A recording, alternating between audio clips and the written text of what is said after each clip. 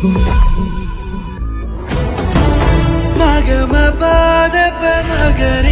Movie lovers, welcome back to sin explorers. Most anticipated film కల్కి 2898 ఈరోజు release అయింది. కల్కి రివ్యూ చెప్పే ముందు మాకు ఈ సినిమా మీద ఎక్స్పెక్టేషన్స్ ఏమున్నాయో ఒక వీడియో చేసాం, చూడలేని వాళ్ళు ఉంటే చూసేయండి. ఇంకా సినిమా ఎలాగ ఉంది, సినిమాని థియేటర్లో చూడవచ్చా లేదా అనేది రివ్యూలో మాట్లాడదాం. ప్లాట్ విషయానికి వస్తే రిలీజ్ చేసిన ట్రైలర్స్లోనే స్టోరీ అంతా క్లియర్ కట్గా చెప్పేశారు, సో మళ్ళీ చెప్పి ఫాలో చేయడం లేదు. ఫస్ట్ హాఫ్ విషయానికి వస్తే ఇంట్రెస్టింగ్ నోట్తో సినిమా స్టార్ట్ అవుతుంది.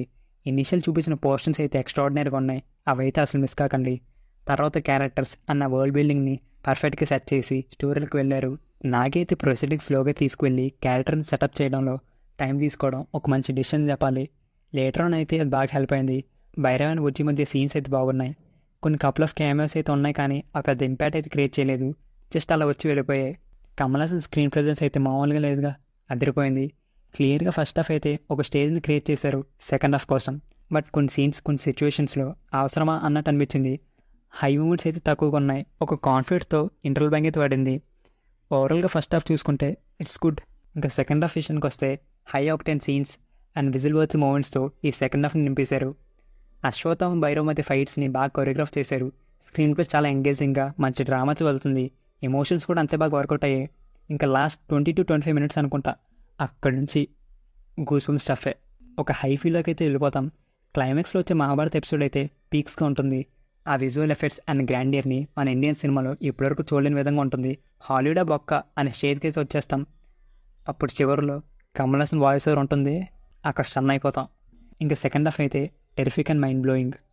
టెక్నికాలిటీస్ విషయానికి వస్తే production values by Vyjayanthi movies ఎక్సలెంట్గా ఉన్నాయి. బడ్జెట్ తగినట్టు అవుట్పుట్ అయితే అందించారు. సినిమాటోగ్రఫీ అవుట్ స్టాండింగ్ ఉంది. Music by Santhosh Narayan. Songs ఓకేగా ఉన్నాయి. బ్యాక్గ్రౌండ్ స్కోర్ కొన్ని సీన్స్ని తంపింగ్ ఎలివేట్ చేసింది, బట్ చాలా చోట్ల అయితే రిపీటెడ్గా అనిపించింది. ప్రొడక్షన్ డిజైన్ విఎఫ్ఎక్స్ అయితే హాలీవుడ్ లెవెల్లో ఉన్నాయి. మన ఇండియన్ సినిమాలో ఎప్పుడు చూడని విజువల్స్ని క్వాలిటీని అయితే ఈ సినిమాలో చూస్తాం. Editing is okay.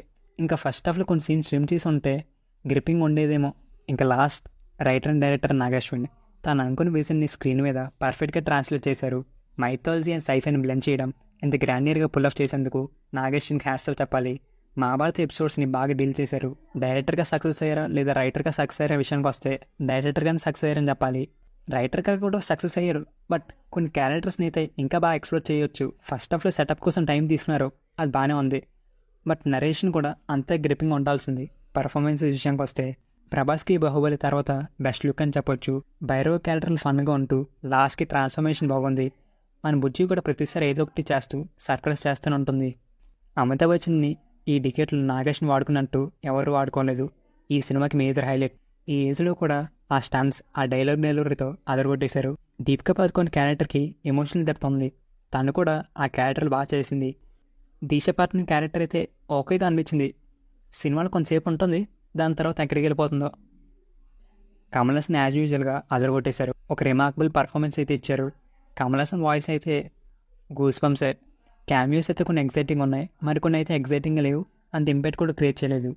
Remaining actors like Rajendra Prasad, Pasupathi, Anna Ben, Shobana, Saswata Chatterjee వాళ్ళ రోల్స్ తగినట్టు బాగా చేశారు. పాజిటివ్స్ నెగిటివ్స్ విషయానికి వస్తే positives plot, star standard cast, second half action block, climax, VFX and production design. Negatives విషయానికి వస్తే ఫస్ట్ హాఫ్లోనే అన్నెసరీ సీన్స్, మిడ్ పోర్షన్లో డ్రామా. ఇంకా వీడియోలో ముందు ప్రొసీడ్ అయ్యేందుకు మీకు స్క్రీన్ మీద చూపించిన టాపిక్స్ మీద మీ వీడియోస్ చేస్తున్నాం. అలాగే ఇంట్రెస్టింగ్ మూవీ అప్డేట్స్ షార్ట్స్లో అప్లోడ్ చేస్తాం. నచ్చితే లైక్ చేసి సబ్స్క్రైబ్ చేయండి. మూవీ అప్డేట్స్ యూట్యూబ్లో కన్నా ట్విట్టర్, ఇన్స్టాగ్రామ్, ఫేస్బుక్లో అఫీషియల్ అనౌన్స్మెంట్ కన్నా ముందు పోస్ట్ చేస్తాం. మీకు ఇంట్రెస్ట్ ఉంటే డిస్క్రిప్షన్లో లింక్ ఉంది, అది క్లిక్ చేసి వెంటనే ఫాలో కొట్టేయండి. మా రేంజ్ ప్రమోషన్స్ అయిపోయి ఇంకా వీడియోలోకి వెళ్ళిపోదాం. ఇంకా లాక్కండి తెగుద్ది. నాకు అదే అనిపిస్తుంది. ఓవరాల్గా నేను చెప్పేది ఏంటంటే, నేను డిస్కస్ చేసిన ఫ్లాస్ని పక్కన పెట్టి ఒక international mythological futuristic sci-fi film విజువల్గా ఎక్స్పీరియన్స్ చేయడానికి ఈ మూవీకి వెళ్ళండి. తెలుగులో ఇలాంటి మూవీస్ రావట్లేదంటారు, వచ్చాక వెళ్ళరు. తర్వాత ఇస్తే జమ్మని సోషల్ మీడియాలో ట్వీట్స్ చేస్తారు. ఉన్నప్పుడే థియేటర్లు చూడాలి. హాలీవుడ్ మూవీస్కి ఈ మూవీ మన రిప్లై. మన తెలుగు సినిమా నుంచి వచ్చిన అరుదైన వజ్రం. అసలు మిస్ కాకండి. స్పాయిలర్స్తో ఒక డిస్కషన్ వీడియో అయితే నెక్స్ట్ వీక్ పెట్టుకుందాం.